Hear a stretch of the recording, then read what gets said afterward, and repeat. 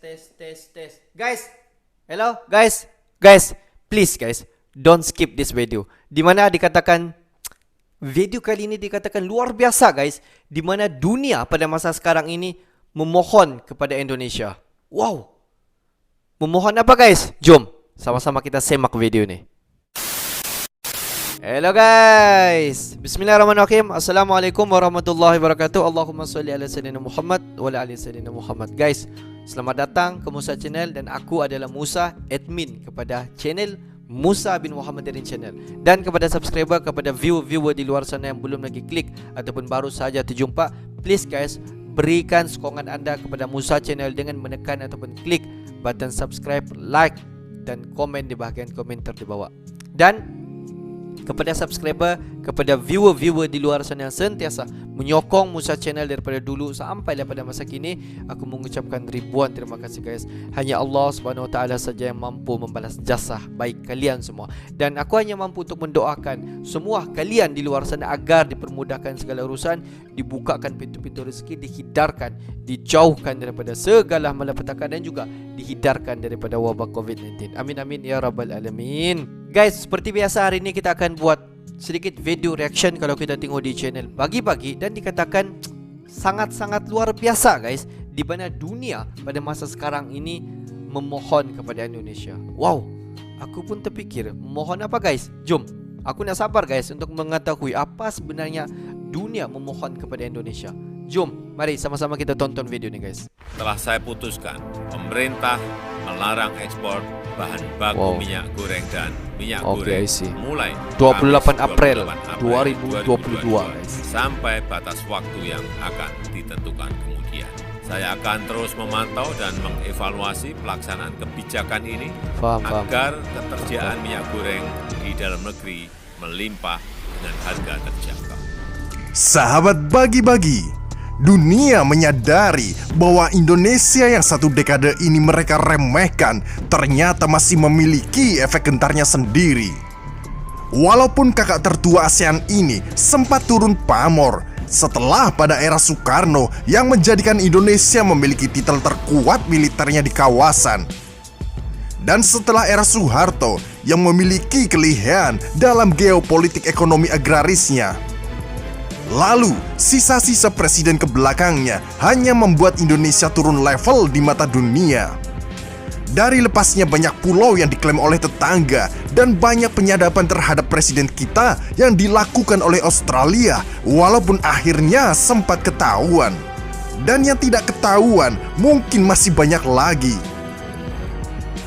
Dan kini, Indonesia ternyata masih memiliki powernya untuk membuat dunia memperhatikan kita.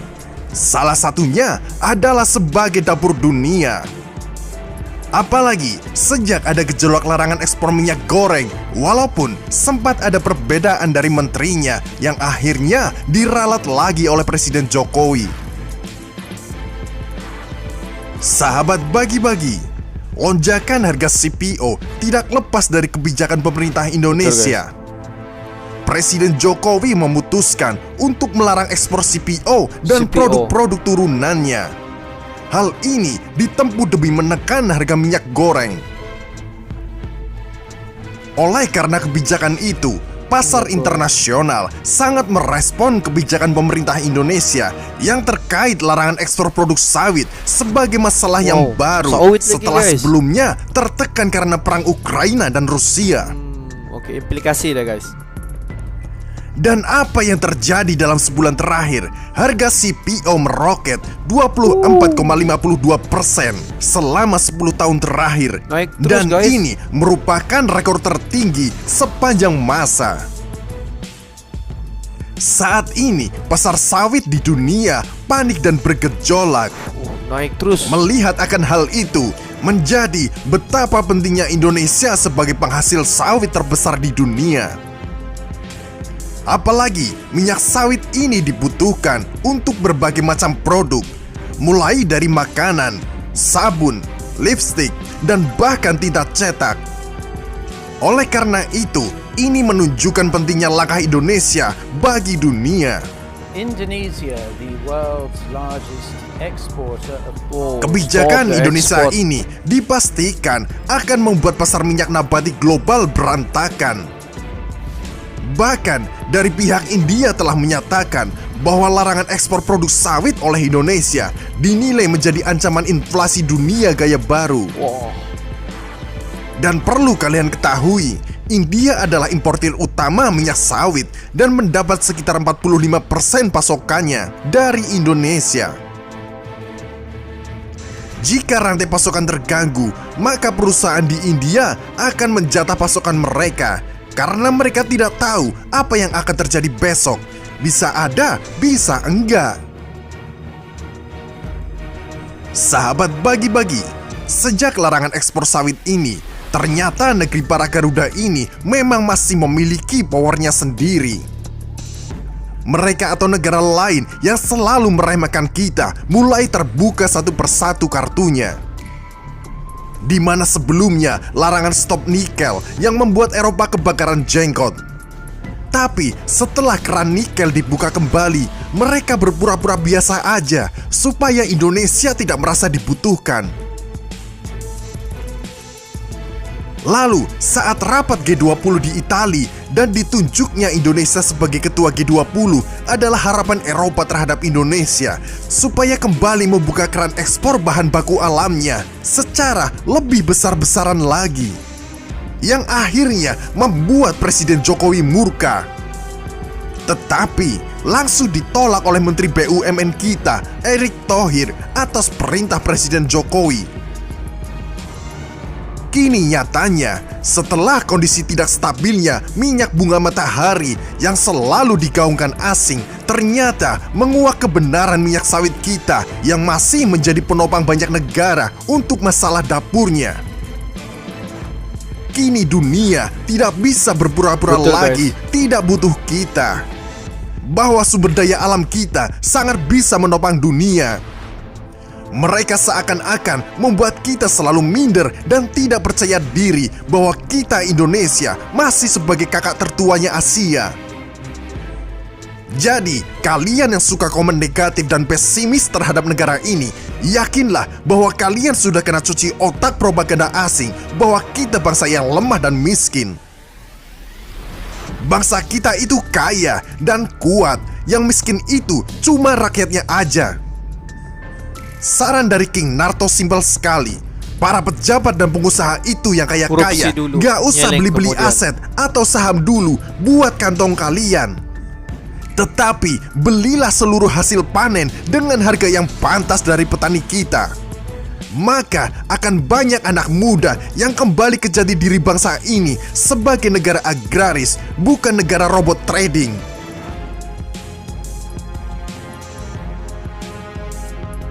Buatlah pabrik pengolahannya, lalu ekspor produknya dan jual dengan rupiah agar rupiah memiliki nilai tawar dan cadangan emas negara kita kembali bangkit karena banyaknya negara yang butuh rupiah kita. Negara ini punya banyak sumber daya yang bisa diproduksi. Lihatlah hamparan laut kita, begitu luasnya. Sumber daya ikan di Laut Indonesia meliputi 37% dari spesies ikan di dunia. Dan beberapa jenis ikan di Indonesia mempunyai nilai ekonomis tinggi seperti tuna, udang, lobster, ikan karang, berbagai jenis-jenis ikan hias, kerang, dan rumput laut. Perairan Laut Indonesia juga menyimpan potensi sumber daya non-hayati yang sangat melimpah. Dan masih banyak wilayah di perairan Indonesia yang memiliki potensi ekonomi namun belum terkelola secara memadai. Itu baru secuil yang King Narto sebutkan. Pertanyaannya, kenapa hampir semuanya punya investor asing? Pabrik-pabrik pun punya asing, seperti pabrik rambut dan sebagainya yang rata-rata punya orang Korea. Kenapa tidak kita buat sendiri dan jual sendiri? Kita di mindset sebagai buruh di negeri ini. Lalu, ini salah siapa? Jangan bikin King Narto gregetan. Kapan negara ini bisa bernegara dengan benar? Kapan bangsa ini bisa mengelola negerinya sendiri? Kita bangsa yang besar, jangan mau dikerdilkan. Naruto, Ura. Naruto.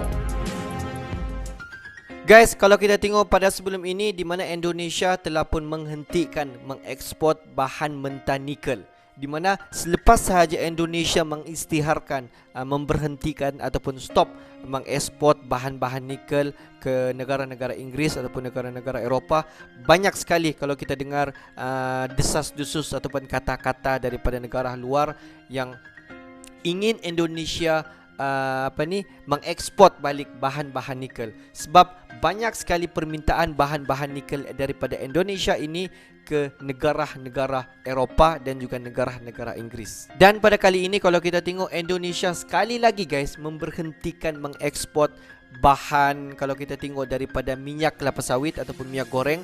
Dan daripada minyak kelapa sawit ini banyak sekali digunakan dalam menghasilkan sabun ataupun minyak goreng, dan banyak lagi kegunaan daripada minyak kelapa sawit ini guys. Dan kalau kita tengok selepas daripada krisis Ukraina bersama dengan pihak Rusia, dalam masalah yang timbul adalah untuk mendapatkan bahan mentah minyak.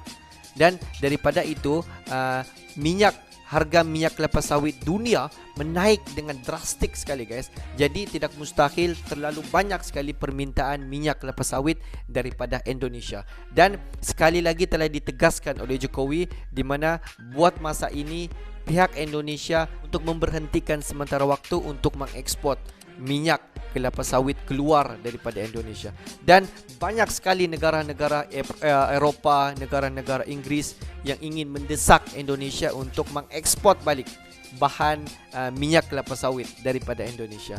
Guys, ini sebenarnya kalau kita tengok, Indonesia memang sangat diperlukan di dunia ini guys, dalam mengekspor bahan nikel dan juga dalam mengekspor bahan-bahan daripada minyak kelapa sawit. Dan kalau kita tengok Indonesia, kewujudan Indonesia ini dalam segi ekonomi dan juga banyak aspek di dunia ini memang sangat-sangat diperlukan.